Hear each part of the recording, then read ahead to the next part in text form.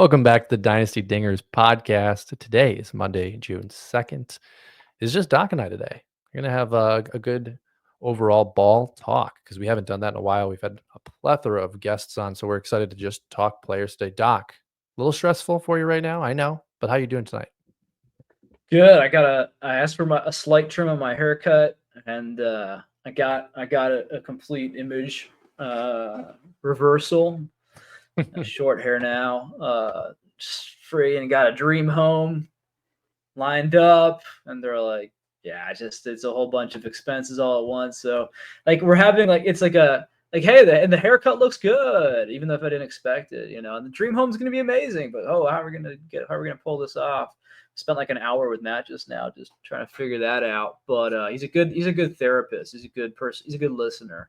He even allows me to rant about baseball players here, which is Well, it's also funny. nice.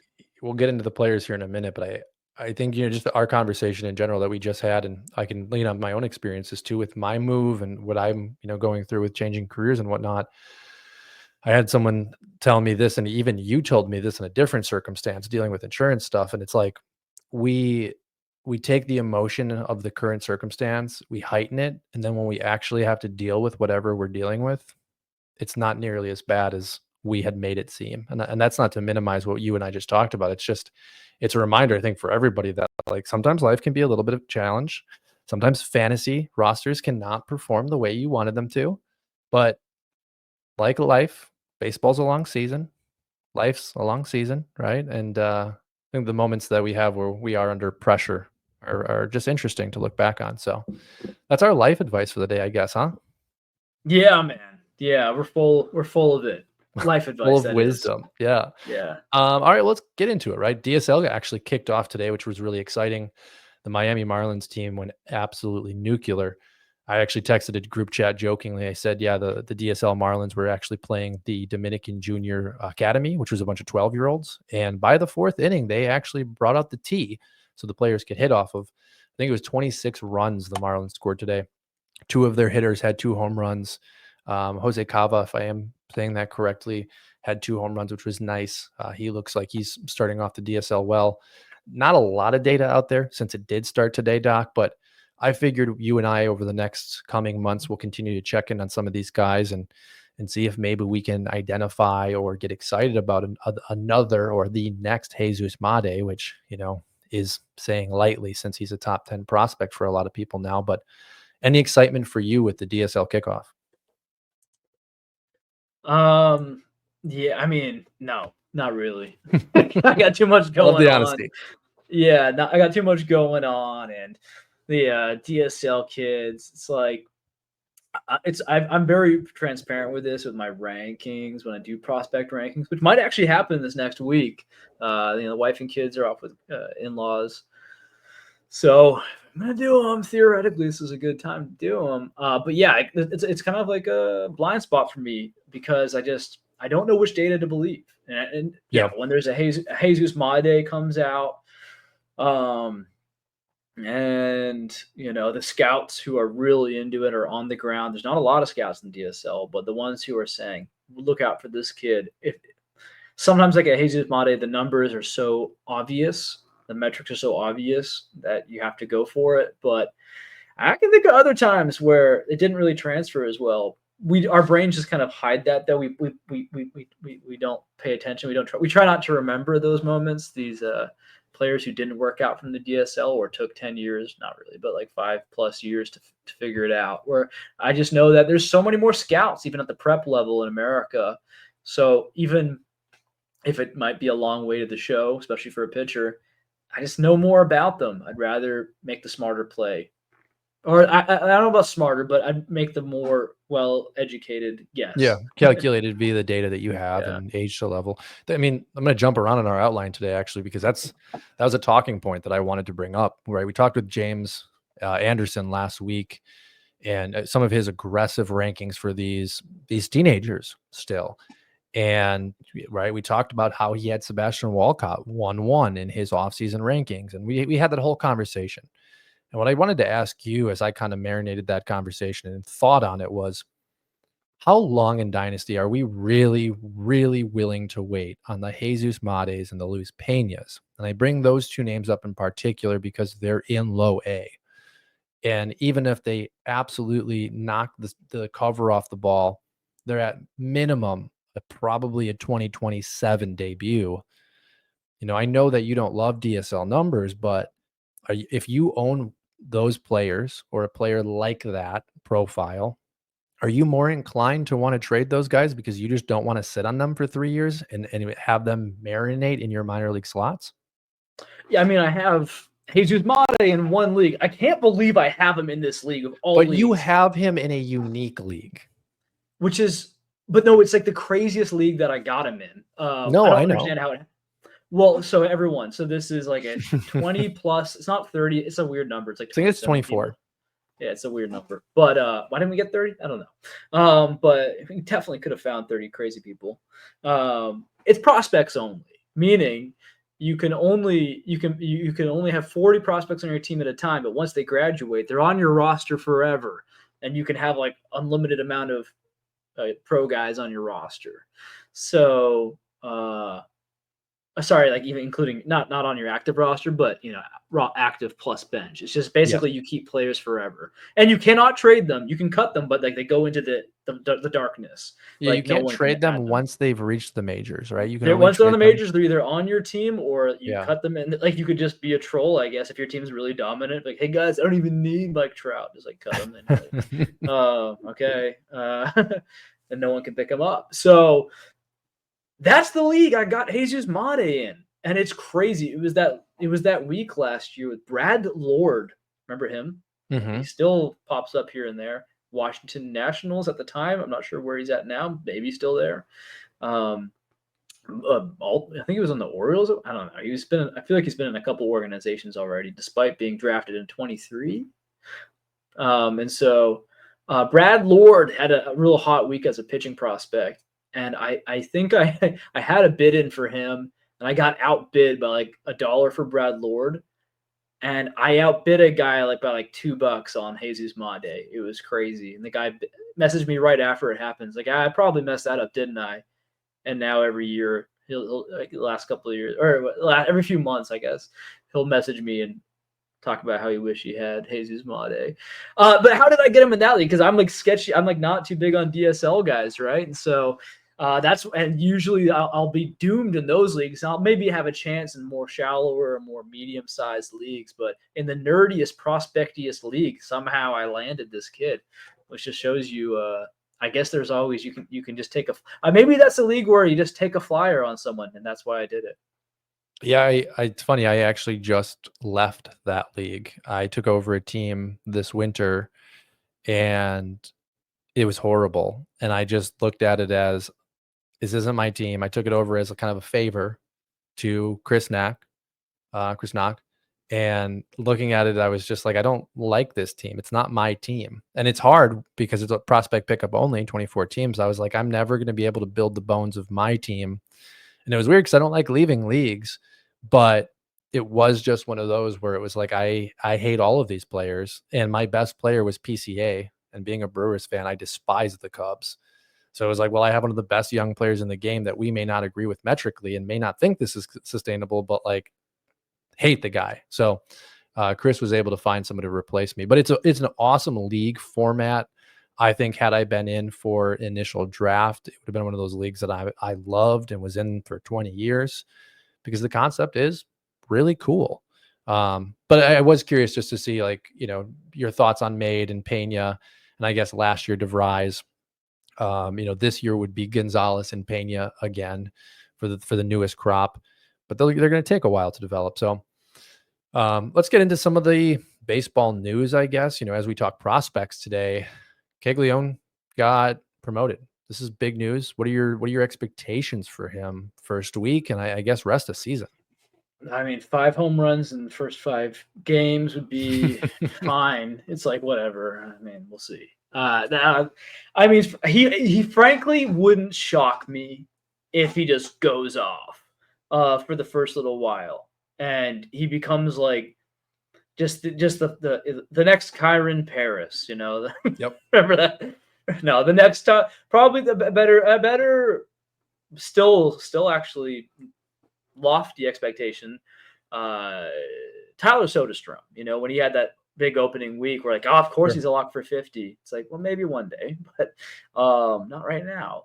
Jack Kaggs could come in here guns blazing, but if a polished bat like Nick Kurtz can come in and struggle and strike out all of a sudden the way he was, it's like interesting. Now he was showing signs of turning it around right before getting hurt right now, but still, rookies struggle. They're going to struggle. It's like very rare for a rookie just to throw down an elite seat. Like, I mean, it just doesn't usually happen. I mean, last year was kind of freaky. And even then, you look at the first few months of guys like Langford and Churio and Holiday.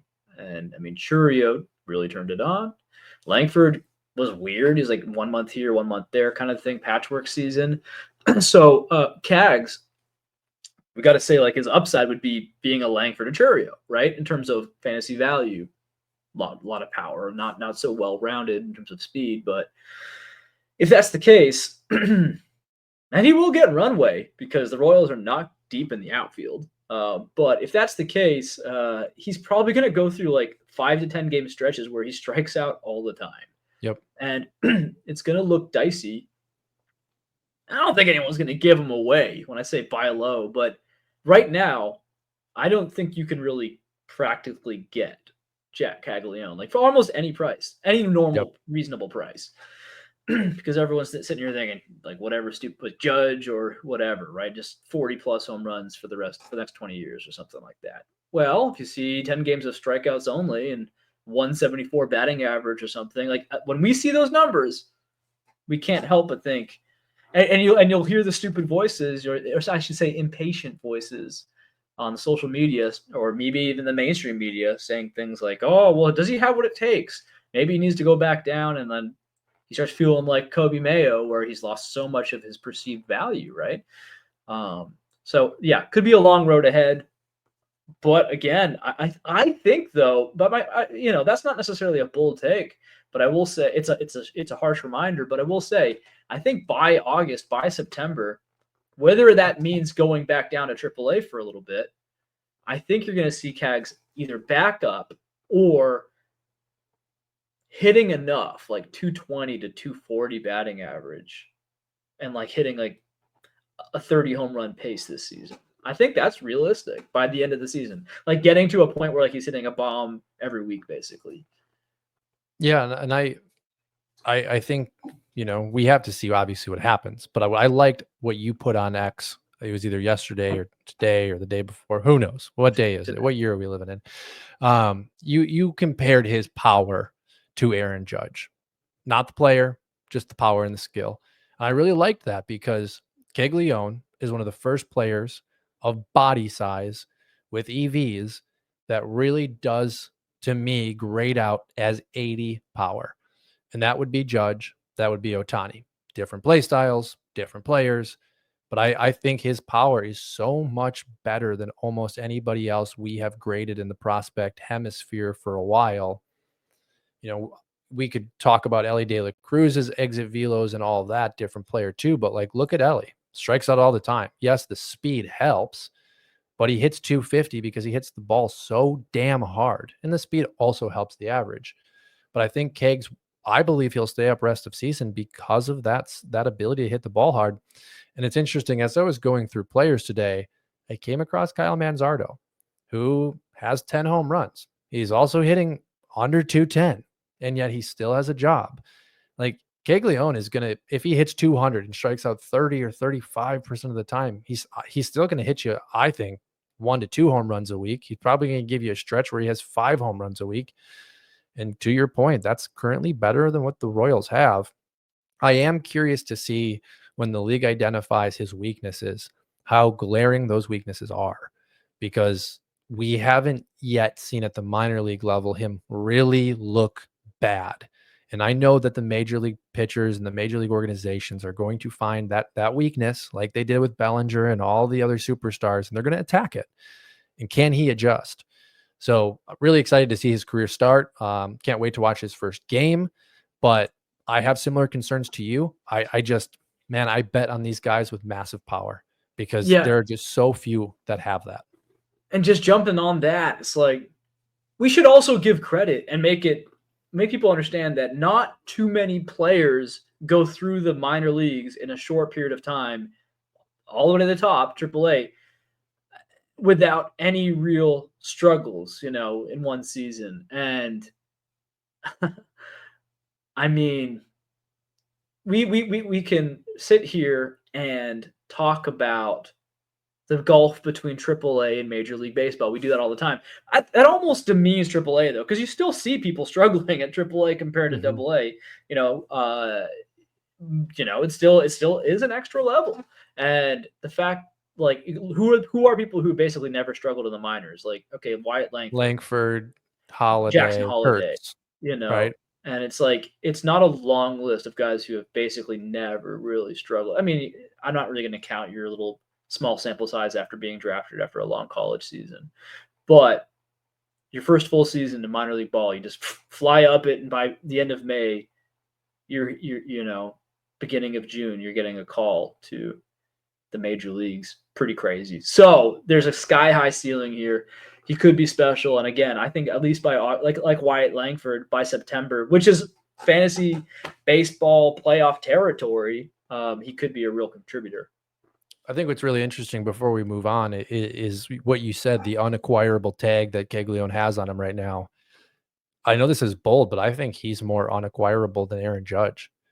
And I say that because we as prospectors and in playing in dynasty leagues, we dream on that upside and that prospect pedigree. If you knock on the door of the Judge owner right now, sure they may laugh at you, but there's a deal that might be able to be done. Yes, you might have to overpay massively, but I would bet you if you sent that same owner or that same offer to the Kegs owner, they would just decline immediately. And that's the wildness of our game. But, with Caglione coming up, I think the price is the absolute highest it ever will be. I only think the price will go down, even if he meets our expectations. And so, kind of piggybacking off with what you said, if you love the guy, if you want to acquire him, just wait a couple months. And if he absolutely goes nuclear and hits 300 and is a every 10 at bat home run guy, well, maybe try in the offseason and give him every prospect you have. But definitely exciting times for Caglione. We'll keep an eye on that. Couple more names I wanted to just throw at you, and I guess we'll start with Caleb Durbin because he's starting to show some of the returns that you had pounded on, getting the opportunity with Milwaukee. Milwaukee is on a massive winning streak right now after sweeping Boston and then sweeping, forget who they played this weekend, but another really good team. Won again today, has the playing time. You and I have talked about him in the last week on the phone. What are you seeing from the numbers and what are you not seeing that may return even more value rest of season? No. Am I on mute right now? No, Yes. you're No, I'm good. not. Nice. That's actually way funnier. Oh gosh, what a night. So he's benched tonight, which is unfortunate because I'm sitting here watching, trying to like watch baseball. Thank God Kerry Carpenter hit 3 home runs. Hey, everyone out there who started Kerry Carpenter tonight, thank God for the MLB scheduler, because he was getting a little bit cold. Hadn't hit a homer in a little while. And so he might have found his way to some benches tonight. You know what I'm talking about? Like in more shallow leagues, medium He had a leagues. shot. He had a shot at 4. He popped out.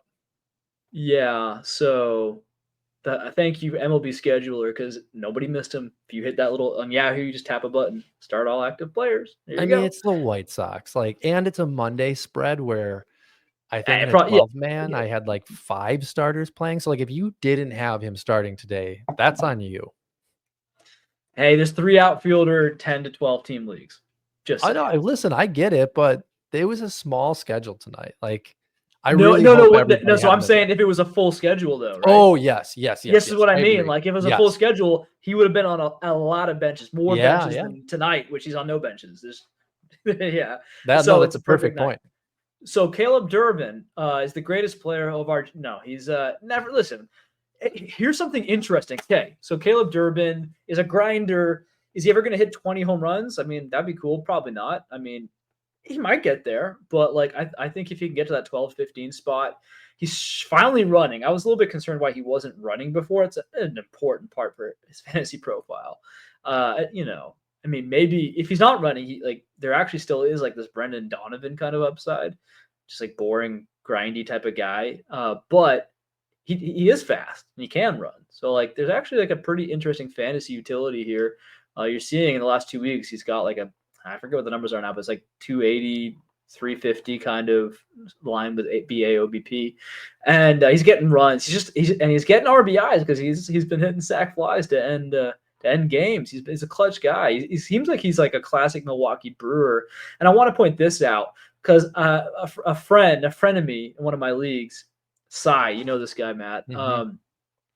He's like posting me talking about, Caleb Durbin's a top 30 prospect for me. Like it was supposed to be like, first of all, that's a bad time because he's like showing life again. 2 weeks ago would have been like death for me because he was looking really bad. But he gets like blue chippers get tons of patience. This like 5'5" Div 3 kid, like what? He's not an all-star immediately? Come on, he's a dud. But secondly, I actually thought about it. I'm like, interesting. Like, was it crazy for me to have such a lower-ish kind of upside guy as a top 30 prospect? Now, I never put him top 20 because for me, that's like vaunted zone. Like, that should be a superstar potential. And I never thought he had superstar potential. But let's think about like just recently. This is a long list if you get into it, but Jordan Lawler. Who you feeling better about in 2025? Caleb Durbin or Jordan Lawler? It was pretty incredible when I checked in on Lawler the other day because I had checked in and he hadn't gotten a hit maybe a week ago. And I was like, okay, like that's really rough. But I was like, he'll figure it out. And then I checked in again on Sunday and I was like, oh, he still hasn't gotten a hit. I was like, what is he like over 35? I'm trying to pull it up right now. But yeah, I mean, Mm-hmm. usability right now, it's without question Caleb Durbin. And when we get Which, to the athleticism and the skills, that's also no question. That's Jordan Lawler. But one's playing and one's not. I mean, I can go into this. Like, we can look at Colt Keith. We can look at Kobe Mayo. We can look at Jordan Lawler. Like a year to 2 years ago, it's 0 for like, 19. I was over exaggerating. 0 for 19 for Lawler. yeah, but it's like these guys were like three. These are three of the top 10 prospects, kind of universally, like 2023, I think, definitely heading into 2024. And Caleb Durbin feels to me safer than all three in 20 for the year of 2025, which is Go kind over of the names crazy. again. So Durbin, Jordan Lawler, Lawler, Kobe Mayo, Colt and Keith. Mayo. Okay. And it's like those are just off the top of my head without coming into this with an outline or anything. I'm just like, I'd rather have if you said you have to play one in a redraft for 2025, it's Caleb Durbin. Okay. But okay. Easily for me. Those names are good. I want to shift though from 2025, right? If that owner will take a deal, would you trade Durbin for Mayo or Lawler straight up? Oh, like Lawler, it's getting weird, man. I was never a huge Lawler guy. For But 19 Mayo, that's no. that's I'm not here to give the death knell to Jordan Lawler, but it's just like at what point, like, do we value someone who's proving themselves or showing pretty good signs they're going to be a major leaguer for the next 5+ years? Which is not like and that sounds yeah. like a low bar. Like Yeah. 5-year career is actually fine. You But know, you're not wrong. What we've seen from Mayo and Lawler is the fact that like they just can't do it at the major league level. I mean, to kind of back what you're saying, and I personally I take both of those deals. I'll take the upside of Mayo and Lawler. But to back what you're saying, Jordan Lawler, 2023, 2025 combined, 2024 did not play at the major league level. 50 total at bats for Jordan Lawler, 4 hits. That's a .080 average. Horrible. at what point do we wonder if he's a PCL king, or do we, what I'm saying? Yeah. Like Yeah. PCL does a hell of a drug, and do we not like ask ourselves, okay, well, they seem to be giving guys opportunity, like Jake McCarthy and Alec Thomas have been given endless opportunity in the outfield over this different position, but over the years, right? It's not like they like. I mean, at the end of the day, if they don't think he can ever beat their infielders, put him in the outfield. I mean, he can probably play a corner. Like he can play way more useful positions than a corner outfield. You know, at the end of the day, the But player at the has end of to. the day, are you taking Mayo or Lawler over Durbin and Dynasty? If you're offered it today. That's a crazy thing. I am actually. I'd consider the problem for me I'm having right now. Here's if you ask me right now, who do I think is more likely to have a major league career at this point? I'd have to say Durbin than Lawler. Mayo, I'm not as sure of just because he has less opportunity, and I just think his bat can make such a difference. So yes to Um, Mayo.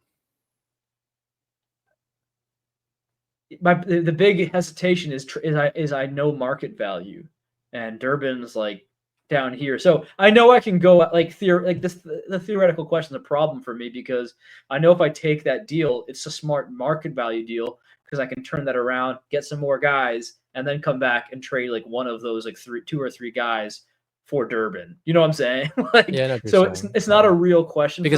Because I don't think Yeah. any owner of Lawler or Mayo is offering you either of those players for Durbin. But Hmm. I did think the hypothetical was interesting. And to add more context, I just talked about Jordan Lawler's 50 at bats. Well, Kobe Mayo over the course of his career has had 60 at bats. There And you you know go. what? Kobe Mayo has had 6 hits. If you do the math, if you're a genius, you don't need your phone or a calculator. That would be a .100 batting average over his major league career. So not that much better than Jordan Lawler. Yeah, let's go back to 2020 and see the pipeline's top 20 prospects, top 30 prospects. Franco, Lux, Robert, Rutschman, Gore. Pretty good hit 2021, I rates. think you would need to because I want to say Lawler and Meyer were both drafted in 2021. No, So no, no. I just want 2021 to. and I just 2022. want to take a look at like because the idea of giving a guy like Durbin a top 30 rank, like, is that warranted?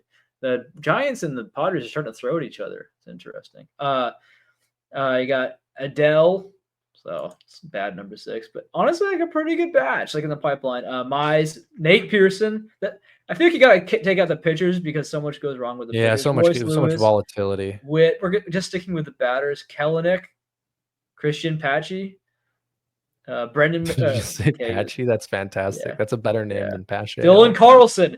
I mean, I guess Dylan Carlson. If we're gonna stick with a guy, like if you look at top 30 prospects, like Dylan Carlson is a perfect example of like he could it wouldn't be that shocking to me if Lawler becomes a Carlson, you know. You had mentioned a I name a little bit. Mhm. Who did you mention before Pache? Because that was the name for me that stuck out that Lawler could be. It was Kellenick. Yeah, like I think like Kelnick was great in minor leagues, right? We thought he was going to be a superstar potential, and he just is Jared Kelnick now. Like it's just the reality of who he is. He's a fourth outfielder. He's a guy that's going to bounce around, may even end up overseas for a season. And it's like, does Lawler or Mayo ever find the ability at the major league level to perform at a star level? But then again, like Durbin's hitting what 221 over his last 15 games. It's above 250. That's where you were kind of referencing. Yeah, like last 15 games, Durbin's a solid player from Milwaukee. But Durbin's hitting 313 with a 370 OBP over his last 2 weeks. yeah, So oh, that's no, and that's the thing, imagine right? Like, imagine if Mayo or Lawler did that, we'd be like, okay, thank God, they're major leaguers. You know, like mhm. we'd be like, oh, it's settled. You know, we saw a hot stretch. They're not that bad. Well, but I bring that up because tonight they started Andrew Monasterio over Caleb Durbin at third base. Monasterio is batting 150. Got a hit, scored a run tonight. So, clearly Mark Murphy He's been playing. knows I what he's think Durbin. doing. But I'm looking at Durbin here. He's been playing about 20 or so games consecutively, which is impressive. Probably a bad time to give him a breather. Like he's crushing it, but uh, I think that was not a performance-based bench. okay, so yeah, I mean, and that's good to know as well. Um, yeah, I mean, that's a roundabout of the Caleb Durbin sweepstakes right now, which is kind of why I wanted to get into it with just some of the deep dives that you have with the profile of Durbin. But I want to transition into another really interesting profile right now, polar opposite end, kind of more on the Jordan Lawler end here. Ronny Mauricio tore the ACL in winter ball. I'd say a year and a half ago, missed all of 2024. He's back now in 2025. And I don't know if you've been keeping an eye on him, but I have. And he is playing at an absolute elite level down at AAA. Some great people on X, that do all the data and do the charts for us, have come up with some fantastic red markers, also with a very bad blue chase marker for Ronny Mauricio. But when you look at his numbers in the minors, he looks every bit of LE light. And I guess my question for you is, what are your expectations for a 24-year-old Ronny Mauricio potentially playing in a very good lineup once Juan Soto does start to figure it out again?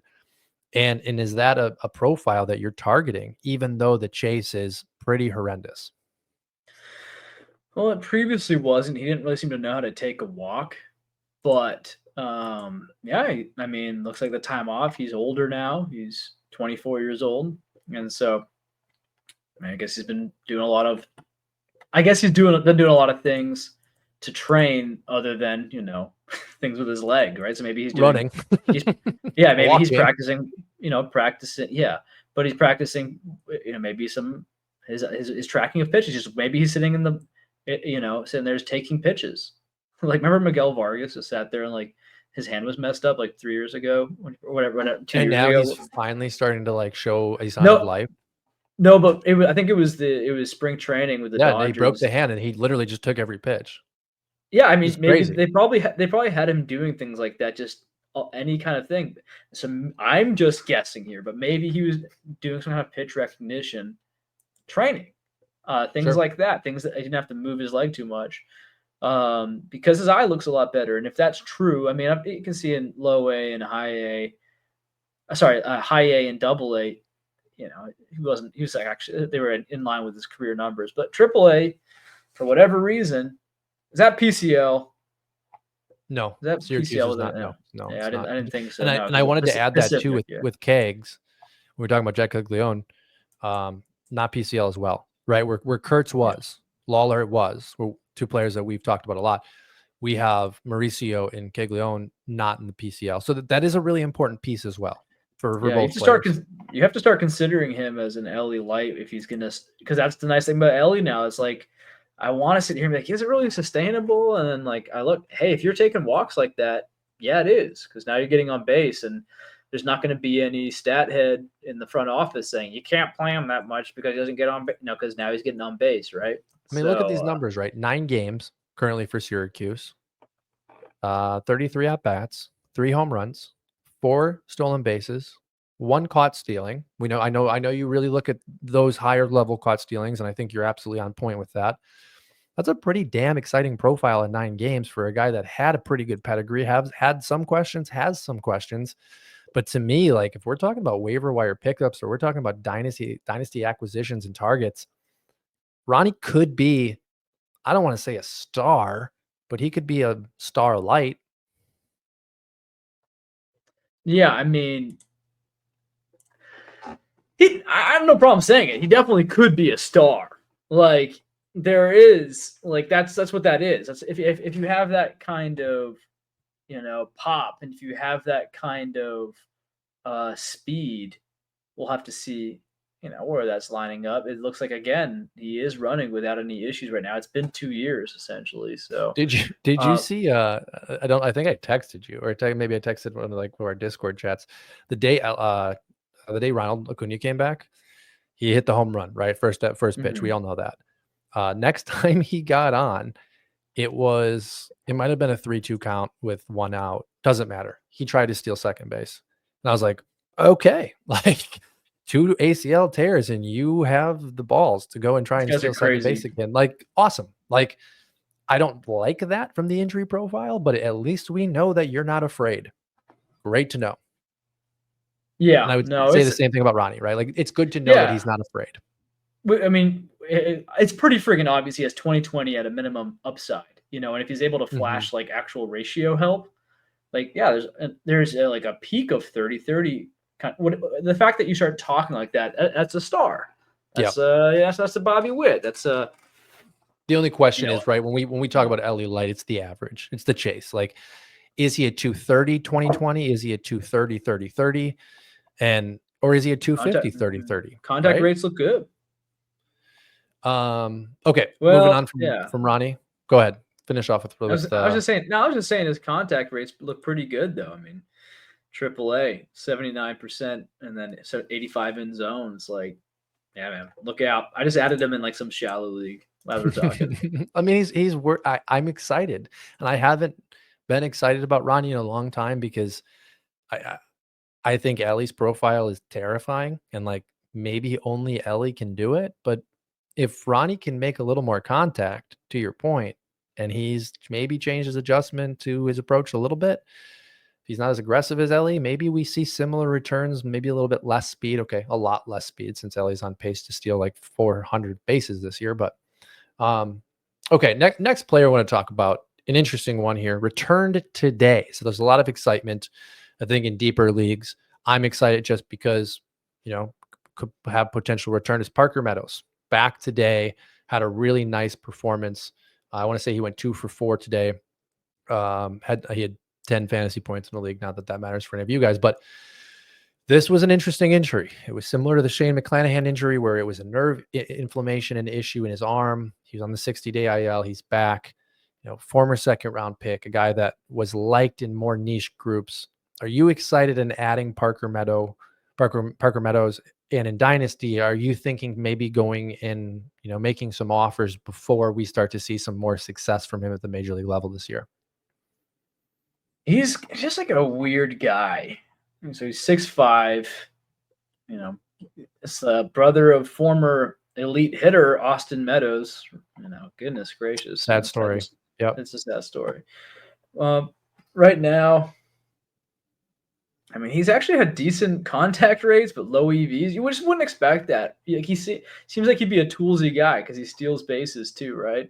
But yeah, he's actually just kind of he doesn't hit the ball that hard. Uh, I'm trying to see what he's doing right now with his stolen bases. Yeah, His minor league numbers on his rehab were kind of underwhelming. I'm pulling up tonight's game action just like to get what's he gonna max out at 15? Or does he have more? Do you think he's got more pop than that? I mean, because he has to my in question is, Comerica, he'd have to master the launch angle with those and the EVs. pull, right? You can't be a gap hitter. Not gonna go well for you. I mean, I'm kind of just looking through the exit velocity in tonight's game. He had a 97.5 double tonight, so that's cool. Everything else was kind of whatever. Took a walk, which was nice. I mean, I just want to see him hit the ball. I want to see him hit over 250. I think if he can give us a batting average over 250, there's something to be excited about here. The problem is when you look at his overall career, the 2 seasons that he's played haven't led to that kind of success. 244 in 2024 in 82 games. So he was close. 9 home runs, 9 stolen bases. That's a 2020, just like you said. But that's a really boring 2020. Then you go back to 2023 in 37 games. He had 232. 232 with a 331 on base percentage. That's pretty damn good, actually, for not having a good average. 3 home runs, 8 stolen bases. So I mean, maybe in his prime, 30-30, 30-20, maybe. Let me scale that back, 30-20. If he can get into some of those angle and exit velocities that you talked about. Well, I mean, I'm just looking at his profile. It's such a weird thing because I've always thought of him as like a okay toolsy, yeah, maybe 2020 guy with cruddy ratios. But the more I look at his profile, I'm like, wow, this guy like he takes a walk. He's doesn't really strike out that much. He's got good contact numbers, like your decent contact numbers. It's like, could this guy end up being like better for like OBP leagues and ratios and maybe not that good with the counting stats? Maybe he's just going to be like a 15-20 guy or something like that with like a 270 average, 340 OBP. Like that'd be really useful. But that's not the Parker Meadows that I thought we were. I thought he was going to be a more riskier profile. He's actually his underlying stats make him seem like more of a sturdier kind of player. Yeah, and it is interesting because you look at that outfield, right? We know what Gary Carpenter is. We know what Riley Green is. And Parker Meadows kind of falls oddly like right in line with those guys. All kind of like, yeah, you might want to start them, for a certain reason. I know Riley Green is looked at by some as a budding star, but the park just saps a lot of that. And mean, the career 241 batting average for Parker Meadows, like I would really love to see a 260 out of him this season. And then I think we have a really exciting player. Yeah, agreed. That'd be all right. All right, let's move on to some pitching. A couple interesting names in the Rays organization: Joe Boyle and Ian Seymour, both performing really, really well at AAA. The Rays, for whatever reason, don't seem to have a need at the moment or a want to bring these two up. And I kind of understand it. The rotation isn't as bad as a lot of people make it sound. Little this past week just had a complete game. Wasn't a shutout, but he did finish the game for the Rays, pitched all 9 innings. That's a name that has been talked about in circles about as a potential replacement by either Boyle or Seymour. I actually wasn't really familiar with Ian Seymour, a kid that is 26 years old, a little bit older in the prospect circles, but he's having a heck of a season. When you look at his numbers so far this year, as a 311 average, 10 total games started, 55 innings pitched at AAA, and 78 strikeouts. Pretty good walk rate, only 15 walks in those 55 innings. Doc, I'm more interested in Boyle because of the explosive stuff. Where are you at with these two, and who do you think is the first man up and worth rostering or stashing? Well, I think you said batting average. You said he had a 311 average. Ian Seymour is not an explosive two-way player, folks. He meant ERA. Then I, the former Jack Caglianone, yeah. as a fan of Noah Cameron and a guy who's not super interested in Yarlin Susanna or has a hard time buying into guys like Jacob Mizrowski, might not surprise you that I'm going with Ian Seymour here. I like the Okay. boring guys.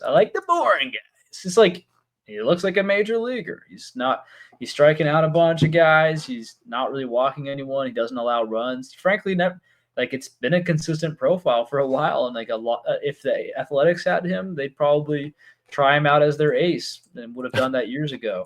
But well, they had Joe Boyle and clearly didn't like that. Yeah, and I mean, 26 years old. It's weird. Sometimes pitchers, he's got to get the break this year. He has to. He's pitching so well. It'd be a crime not to. Players union has to get involved. Joe Boyle's 6'8". That's so funny. Yeah, Seymour's only 6 foot, but he's well built. 215. That matters more to me. Joe Boyle, big guy, but yeah, we know the deal. It's like, is this for real? Because he's still walking a decent amount, but not really. 3.9 per 9 walks right now at AAA. 3.6 in his little stint, only 5 innings. But yeah, he's showing like he's looking like he's calmed down the wild and erratic nature, but he's just got this long track record in the minors of being like a 7 walks per 9 guy. And so I don't know. I mean, it's worth finding out for free or basically nothing. But if you look at his strikeouts per 9 this year, I mean, in the minors right now, it's 10.5. Seymour's 12.8. So, and it might be that Boyle finally realized, maybe if I just don't try to chuck it like this, or, maybe if I focus on command a little bit, yeah, I'll lose some strikeouts, but I won't walk guys all the time. Maybe I don't know. I don't watch enough Joe Boyle, but that would make sense to me. I that has been watching some of his minor league games, and that was what he said. He had said, yes, the numbers look incredible, but if you actually watch the game, the command isn't as good as his numbers are showing. He's just he has so much incredible plus stuff. I just said that very, very poorly. His stuff is so great that players are swinging at the ball out of the zone, which is interesting. And I wanted to reference this. This is from the pitcherlist.com, and it's by John. John, I am going to butcher your name. I get names wrong, but your name is challenging, and I'm so sorry about that. John Villavicencio. Sorry, John. He's a great list out. It's the top 10 pitchers to stash right now on Pitcher List, and he has a lot of the underlying data for some of these guys. And Boyle's whiff rate on the slider is pretty great. As I'm scrolling down to Joe Boyle here, Seymour's is good too, but Boyle's really stands out. So when you look at his whiff rate on that slider, it's 46.1%. His whiff rate on his four-seam fastball is 35.9. And on his split, it's almost 40. I mean, the whiff rates on these pitches they're ridiculous. But we're not necessarily seeing that in the strikeout numbers. you would assume he was at like a 14K per nine, and he's not. So I think that goes right into what you were saying, the command. Yeah, yeah. No, so I mean, it kind of goes what I'm saying, but if it's just the situation where minor leaguers are fooled by stuff that major leaguers aren't, then it's a red flag, right? It's a yellow flag. I'm trying to see if I can get doesn't look. Oh, he does. Okay, so Seymour's fastball 36.3, good. It's actually his changeup. So his changeup is 44.1% whiff. That's pretty great. You were talking about Noah Cameron, right? And like you're right on line with that, because if this guy's going to come in with a plus changeup, we might see early success like we have with Cameron. And I mean, you've been pounding the Cameron drum now for a while, and what a heck of a start to his professional career, right? Like just a pitcher. Yeah, no, and it's like these are the kind of things where you see like Matthew Liberatore, you see Noah Cameron. It's where you got to watch the games. You Yep. see them on the mound, and it's like, yeah, man, Noah Cameron doesn't look phased out there. And Liberator, but he's a different vibe. The Liberator's interesting. I feel like when I see Cameron, I'm like he'd be a fun guy to hang out with. Liberator is just like seems like he kind of looks a little like you actually, but he's Thanks. he's very stoic. He seems like if I said the wrong thing to him, if I said anything to him while he on game day, he wouldn't talk to me. He would, he's not gonna sign. He's not talking to the kids on the way. Like he looks like a freaking eagle or something. He just looks very intense. I'm not sure. I didn't watch him really that much before this year. I didn't really watch him at all. I just knew I saw him when he would get let up home runs all the time. But it was just interesting to note this was his like real only or first bad game of the year or like in a while this last week. I saw the game. I saw the beginning of the game. It was like a bunch of weird stuff was happening. Like Wynn made his first error of the year. Contreras like Mm. was weird off the. If he came off the base, he didn't have to. It was like wasn't really even Wynn's fault. Bunch of like weird things started happening. Balls were dropping in weird places. Yeah, just kind of some bad luck, and then from there, kind of unraveled. But then he went 6 innings anyway, which is that's a character thing. If you're blowing up for 5 runs, and you stick in for 6 innings, that means you've Yeah. settled the frick down. And he actually said apparently he was fighting with Marmol, like telling him, "I'm going in for the seventh." Like he wanted to go to the seventh, and Marmol's like, "Nah, we're getting obliterated, bro. Save your friggin' innings, save your arm." And so they didn't let him go out, but I loved hearing that. And so, well, I don't know that about Seymour yet, but we'll see. I'm looking at Logan Webb right now. He's got a beautiful friggin' handlebar mustache. That's what those low velo guys need: handlebars and grit. Well, and they've returned value, right? Same concept with Noah Cameron there. We got two Mhm. more names I want to just reference and kind of turn it over to you. We can say goodnight to the listener. First off, Brady House having a pretty good season at AAA for Washington. I've been out on Brady House, haven't been a big fan. Putting together a great slash line: 292, 350, 509, 10 home runs. Does have a 26% K rate, 8% walk rate. So that's some concern there. But do these numbers give you excitement or encouragement for what Brady House could be? And has it changed your profile of what House was? I don't know. It's just, I mean, I know. we I feel always the same kind of way. is how I feel like he's still young. He's almost 22. Finally, like I feel like he's been around for 10 years. Yeah, it's crazy to say that because he's not even 22 yet. Yeah. Yeah, but I mean, yeah, frankly, his contact numbers are they're worse than last year. Actually, his they're the same contact, but his zone contact is from 86 to 80, and so yeah, and like still walking like he was at AA 24, striking out basically it's the same guy. It's the same guy. So I guess he's having better luck or something, or maybe there's Yeah. things I'm not seeing here from not watching him play. But yeah, I mean, this is the same guy. Who's a good comp? Like Ryan Mountcastle. That's his upside. Yeah. I think that's an interesting comp because I don't That is the disagree. comp. Yeah. I Yeah, think that's the guy. that's a really interesting one.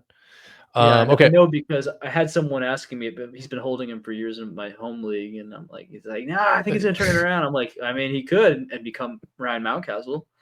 like if you want to hold him for that.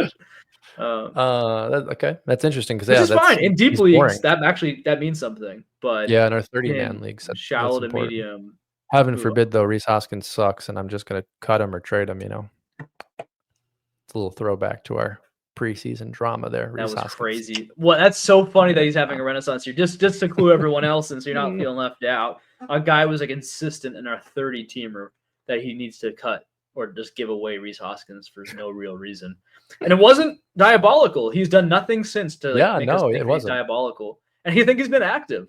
I went through a bunch of teams to see who was active or not, and he didn't come up on it. So I guess he just likes Reese Hoskins now. Yeah, now he's like, "Thank goodness I didn't do that. Yikes." Where's the Next thanks? Where's the yeah, thanks to us? You're welcome, we buddy. should actually bring that up because it's been a little quiet in the Discord chats. I Okay, get Reese Hoskins on my roster as a bonus. back to baseball. Next name I want to ask you about is someone that you talked about this week on X.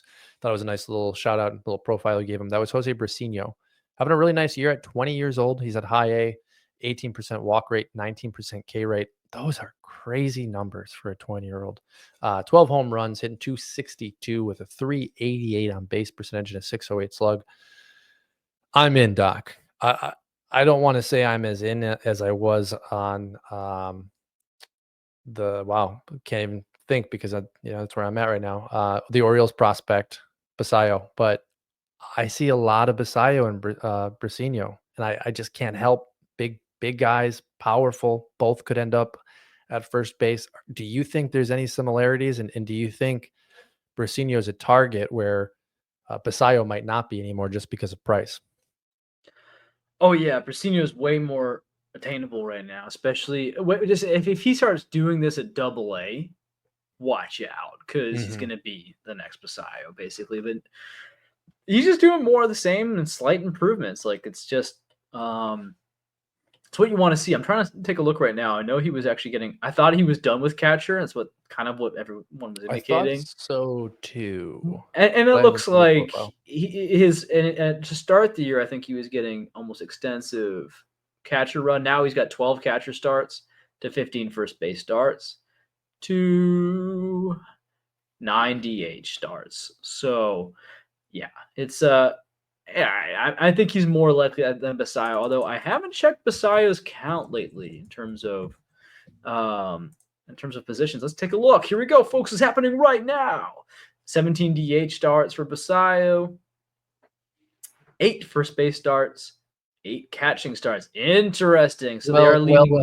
hang on. He also had Mhm. the elbow injury though early in the season, Yeah. so I think those But numbers we'll might be a see. little skewed. Is that temporary or is that going to maybe like, are they going to be like, all right, well, let's just keep him from catching then. We need this bad. We don't want him to get hurt. Well, I mean, dude, they need something, and the more Kobe Mayo struggles, the harder it's going to be for them to continue to justify not putting Basayo at first. And then I think you look at the opposite though with Detroit, like the reemergence of Torkelson, even though the average is under 240 now, Torkelson's probably their first baseman, right? Torres gone after this season.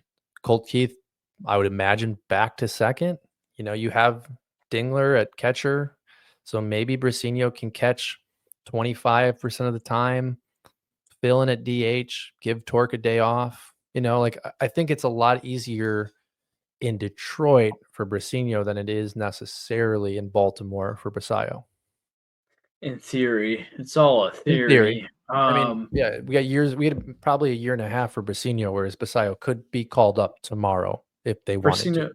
Brasino is going to be such an OBP stud. I mean, his career minor league OBP is 371, and that includes like a really rough, you know, DSL. Like, why is it even? It looks like they are. They consider that. This is including his DSL numbers of like 167 and 298 OBP. If you look at his American OBP, it looks like he's probably around or over 400 average, which is like throughout his whole minor league career. So that's exciting, and he's got power. He's big, and he's only 20, which again feels like he should be a little older than that. So Well, but as of right now, Basayo is also only 20, and that's where it's hard to like compare these he's two, crushing right? AAA. So that's the Yeah, difference, right? like I mean, we're two levels difference, But I mean, Basayo his average isn't great, so maybe there is some negative luck involved there as well. But he's hitting the ball hard. Every time he hits a home run, it's like holy cow. Um, but I think that's an interesting snapshot too, because like look what Caglianone did at 22, and I was going to bring that up with Brady House actually, because it's funny how excited we are about Caglianone. House is a little bit younger, and yet we poo-poo him because we have prospect fatigue on him. Um, but Basayo being 20 at AAA it's incredible. Although I hope they don't bring him up this year. I know they will, but I hope they don't. What I mean, he's starting to flash. He's starting to flash again. He's starting to do what he was doing before. AAA is tricky, man, especially for a youngster. So he's starting to flash right now. And if he just like, what's he got? Yeah, it's a 233 batting average, 348 348 OBP, OBP. which It's is just which at absurd. AAA as a 20-year-old. I mean, he was playing. I mean, either playing injured or coming back from an Yeah. injury. I want to check out his metrics real quick. Yeah, so like not mind-boggling, but 71% contact, that's acceptable for a power bat. And his from last year actually at AAA, last year at AAA he had a 75% zone contact, 65% contact. So for him to go up from that to 71% contact to 83% zone in 2025, okay, the kid's improving at the level. That's what you want to see. Yeah, I'm seeing that now too. Those numbers, they do look good. But I just think it's basically a lost season for Baltimore, right? Which is an easy response to call So up far, Basayo. But let him just continue to develop.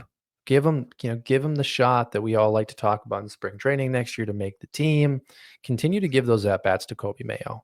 You need to see if Kobe Mayo is going to be a piece of the future, or if you're going to be looking to move him either probably end of season now since they're positioned for a pitcher. But you can't just call up Basayo and not give those at bats to Mayo, because then you're stuck in with, well, now Mayo's never playing because you're not trading Basayo, right? I mean, it could be wrong, but like pretty sure Basayo is going to be a Baltimore Oriole for the next 6 years upon promotion. Whereas Mayo, we can't say that anymore. yeah, it's not so clear. We'll see. He needs to get a good run here. If they give him another stretch of good run, and he just keeps on doing the same old dance, like eventually they run out of patience, right? And you're gonna and you will, and then I think we are one more 10 to 20 to 30 game stretch of Mayo completely sucking away from him getting leapfrogged by Basayo in the organization. Now, I mean, for prospect ranks, I think people are a lot higher on Basayo than Mayo now. Yeah, I was just But saying from my own rankings, I already have no, Basayo, but right? obviously in the organization, in terms of pro ready players, they want Mayo in there over Basayo because he's in there over Basayo. Yeah. But one more like sustained, not showing us really anything from Mayo, that could be enough. Again, he's played 6 games, 20 plate appearances in 2025 in the major leagues. It's not gone well, but that's not enough. So he needs Yep. to play, a little bit while longer. And the thing is, you can't go really 20 games just sucking for like. Unfortunately, you do have to flash something at the major leagues, unless you're, especially if you're on a good team. Like the Orioles are supposed to be a good team. If they really bottom out and start selling pieces or something like that, the line, like maybe it's probably a good time to let the kids come up and then you see what you got. But Yeah. I think they it's just got trapped. tough in Arizona, and it's tough when the Orioles are supposed to be competing. I think they just got trapped in we see it a lot where, you overperform one year, expectations get high, but at the end of the day, like Jackson Holiday needed to get his major league reps. Kobe Mayo needs to Hmm. get his major league reps. Basayo is going to need to get his major league reps. And the reality is, like, while they're getting their reps, traditionally speaking, unless they're Mike Trout or Juan Soto, they're going to have some struggles. And like, they just had too many of these young kids need those reps on top of a Gunnar Henderson injury and no pitching. That here we are today. Doc, we are just under an hour. I say we wrap it. What do you think? Yeah, brother, I'm exhausted. Emotionally, mentally, physically. All right, well, send us out. Folks, I may not have the hair anymore, but I'm your Huckleberry. Catch you guys next week.